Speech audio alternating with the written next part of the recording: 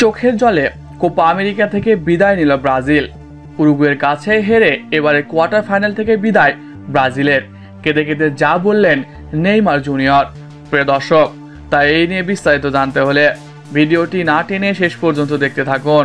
আর আপনি যদি আমাদের চ্যানেলে নতুন হয়ে থাকেন তাহলে এক্ষুনি সাবস্ক্রাইব করে রাখুন।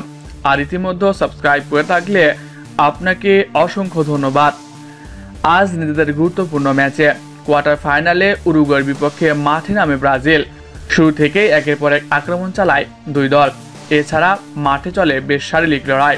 একের পর এক ফাউলের শিকারও হয় দুই দল। দুই দলই গোল করার থেকে যেন শক্তির প্রয়োগ করার বেশি চেষ্টা করেছে এই ম্যাচে। এর ফলে উরুগুয়ের একজন লাল কার্ডও দেখেন। একাধিক শারীরিক লড়াই চলে, তবে নির্ধারিত 90 মিনিটে কোনো দলই গোল করতে পারেনি। এর ফলে কোপা আমেরিকার নতুন নিয়ম অনুযায়ী পেনাল্টি শুট আউটে ম্যাচ গড়ায়।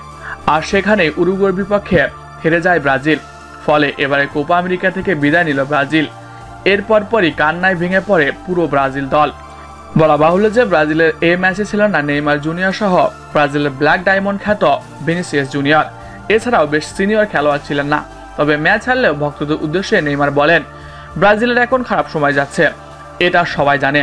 আমরা চেষ্টা করছি, তবে পারছি না। দলের অনেক নিয়মিত খেলোয়াড় ইনজুরিতে, এছাড়াও আমিও ইনজুরির শিকার। ভক্তদের ধৈর্য ধরতে হবে। ব্রাজিল আবারও ভয়ঙ্কর রূপে ফিরবে। ব্রাজিল 5 বারের চ্যাম্পিয়ন, এটা মনে রাখতে হবে। ব্রাজিল আবারও বিশ্ব চ্যাম্পিয়ন হওয়ার লক্ষ্যেই এগিয়ে চলবে। তবে এখন আমাদের খারাপ সময়, এই সময়টা আমাদের সাপোর্ট দরকার। প্রিয় দর্শক, ব্রাজিলের বিদায়ে আপনার কেমন লাগছে কমেন্ট করে জানিয়ে দিন। এছাড়াও খেলাধুলা সকল আপডেট সবার আগে পেতে হলে আমাদের চ্যানেলটি সাবস্ক্রাইব করতে ভুলবেন না। ধন্যবাদ সবাইকে।